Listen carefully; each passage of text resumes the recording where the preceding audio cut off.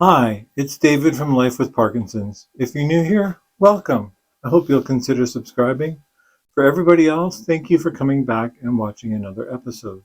A few nights ago, I had a really bad off period, probably the worst one since I fell a few months ago. But that fall was basically because I didn't pay attention to what my body was telling me. And if you do want to see that video, I will put a link at the end of this one that will take you there.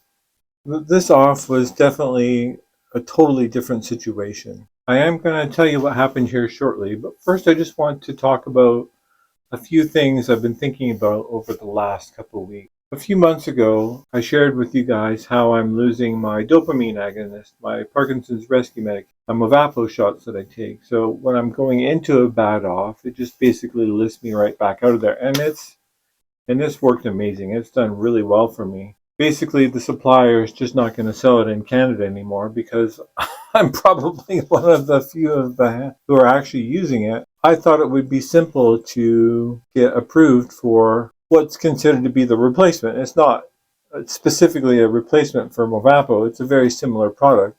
As far as I know, it's the same medication. It's just a little sublingual strip you put under your tongue. And it does the same thing. It absorbs into your blood system. It bypasses your digestive system. And it's supposed to lift you out of that bad off period that you're having. I'm having a heck of a time getting approval from pharmacare. And it's got me a little concerned because when I'm out driving, if I don't have that backup medication like in my bag with me, I don't feel super safe. So my Movapo runs out in June, and I don't think I'm going to get approved on time or approved at all the way things are going. And that's had me a little concerned. So I've been doing my own research into, well, not really my own research, just putting two and two together. There's a couple of things I want to share with you. There's been a lot of progress lately in Parkinson's treatment due to, I'm just going to call it, for a better term, I don't know what it's called. I'm not a scientist. I'm not a doctor. I'm just going to call it vibration therapy. And I'm going to put links in the description below here for these two things that are being developed that I'm very excited about. The first one is the Q1 device by Charco. And the story behind that is Dr. Charco was a neurologist from basically when like steam trains and horse and cart buggies were popular. And he noticed that when patients were traveling who had Parkinson's, and I'm assuming they were going to see him, that their symptoms would get better when they rode on the train or went in like a horse and buggy. Stagecoach, that's what they're called, stagecoach.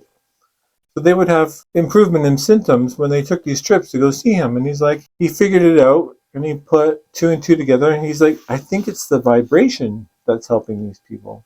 So Charco is developing this Q1 device that you put on your chest, on your sternum, and it puts a vibration into your big chest bone that's there. And somehow it interrupts the bad signals in your brain. And then there's also at Stanford University, they're developing something called the Parkinson's glove. And there's be a link down in the description below about that as well. So you put these gloves on and then they vibrate on your fingers, and that vibration travels up your arms into your brain as well, and it interrupts the bad signals that are up there. So what I've been thinking the last week is I got to do something to help me through a bad off, because the medication's being taken away from me. I'm feeling a little abandoned. But then I'm like, who knows when these devices are going to be available on the open market? And who knows when we're going to filter down to, I don't know, me. So I'm like, yeah, there's got to be something that I can do. Okay. Now with that picture in your head, let's get back to the bad off I was having. On Wednesdays, that's the day I go out and work. And in the morning, the weather was, well, bad for the Okanagan. It rained all the way to work. And when it's raining, the windshield wipers and everything else, it takes a little bit more of my brain power to keep driving. And then, work was fine. And then I'm driving back on the way home. It took almost an hour to get home. Usually it's like 35, 40 minutes. and I was just bagged with traffic. It was heavy. It was bumper to bumper a lot of the way. I just came through the door. I was fine, actually, until I parked the car in the garage. As soon as I turned the car off, I was like, oh, I don't feel bad. I mean, oh, I don't feel very good. And I was having problems walking, so I stumbled through the front door. My wife had to go back out to the car and get the rest of the stuff for me. I'm just like, honey, I don't feel very good. Basically, I just took my pills. It was 4 o'clock. Drank a bunch of water, which usually helps me feel better. It didn't. I had some dinner. Usually I feel better after I have some dinner, about 4:45. I didn't. And so basically I just closed my eyes and laid down on the couch where the TV was. And I did not feel better. I just progressively started to get worse. I'm like, oh man, what am I going to do? The off period actually got so bad, I just continued to dive down. The pills I took at 4 never did kick in. I've been having some new symptoms when I get really tired or I don't feel good or I'm having an off. One of them is my right hand goes up like this, like in asking a question. And it stays there. Like, I can't drag it down. When it's really bad, I can't drag it down. The couch where the TV is isn't that comfortable, so I was able to make it into the living room where the comfortable couch is, and you can look out over the mountains. It's a relaxing scenery. I made it there, but the symptoms just got worse and worse. And like, if I wanted to give myself a shot of Movapo at that time, I couldn't have done it. So I'm like, thinking on the couch, I'm going to try this vibration thing. And I'd show you my phone, but I'm using it to record the video. It's got vibration built into the phone, so I downloaded a vibration app, and my wife helped me set it up. And then within 5 minutes of having this vibration on my chest, my arm came back down. So my arm came down, and I'm like, oh, I got to go pee, I got to go pee, I got to go pee. I'm like, honey, you got to turn up. I'm like, can you please turn up the phone to maximum? So she turned the vibration on the phone up to maximum. My arm came down. My symptoms started to feel a little bit better. And I'm like, I gotta go pee really bad. Like, I gotta go to the bathroom now. I made it to the bathroom. Finally got on the toilet after a little bit of shifting around. And my wife brought an extra chair into the bathroom for me. Hey, I almost lost all my dignity. But the main thing is, when I was having that bad off, I was helpless. Like, it turned into a helpless situation. I couldn't have gotten from the couch to the bathroom. I couldn't crawl. My backup thing has always been, yeah, I can always crawl.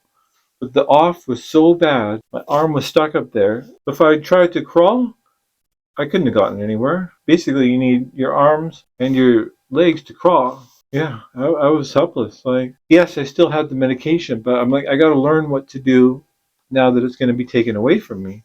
And believe me, my doctors are doing everything they can to get me approved. I couldn't crawl. I was helpless. Have you ever been helpless because of your Parkinson's?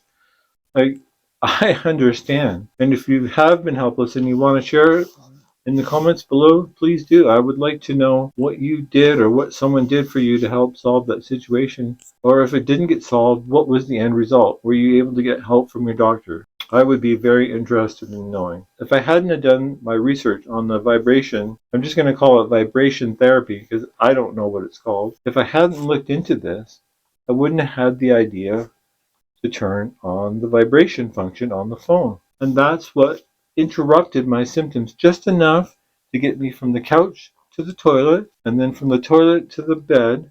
And while I was on the toilet trying to go pee, I was like, honey, I saw a vibrating massage device in your bedroom a couple of weeks ago. Do you still have it? She's like, yeah. And I still have the batteries in it. I never use it.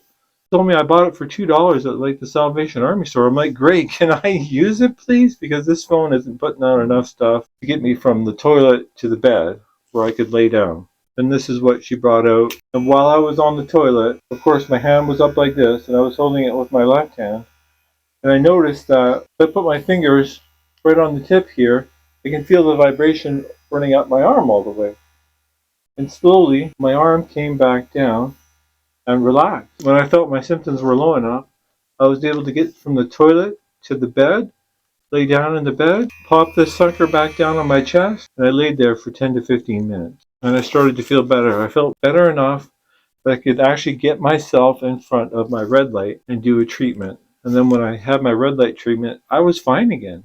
There's got to be something to this vibration theory that Charco and the Stanford University are researching. There's got to be something to it. I was also thinking about the boxing. when you're punching something, but you're making an impact, and there's a vibration that goes up your arms. So maybe one of the benefits, not only at working on your balance and your fitness and all those other good things, maybe the impact of the boxing sends a signal that interrupts the bad signals in your brain. I don't know. All I know is that if I didn't have my phone, if I didn't have this massage device, I don't know how I would have made it back to bed, or I would have basically had to take a bunch of extra levodopa carbidopa, which I didn't really want to get out of my bed off. But between my phone, this little $2 massaging device, I made it to the bed. They helped lift me out of the bed off. Not as good as the Movapo does, or not as quickly, but it did help. So I've ordered myself a vibrating massage ball that just basically fits in your hand. In a little while, I'll share an update with you and let you guys know how that is working. And I'll also keep you updated about my Movapo and Kinmobi. I'm just going to call it the saga because it's so frustrating. I know when you're watching me in a movie like this, I'm probably doing okay, but there are times in almost every day where I'm not doing good. And I know I don't film a lot of those. Number one, because it's very difficult to do. And number two, I don't know, I guess I'm just one of those people that I always like to show you people at my best and hide what's at my worst. Parkinson's. It gets scary sometimes. Okay, as promised, here's the link up here around here somewhere. Here's the here's the link to my first fall, another really bad off situation that I had. Yeah, I just want to thank you for watching. Thank you for supporting this channel. Thank you for all your comments below and for liking the video.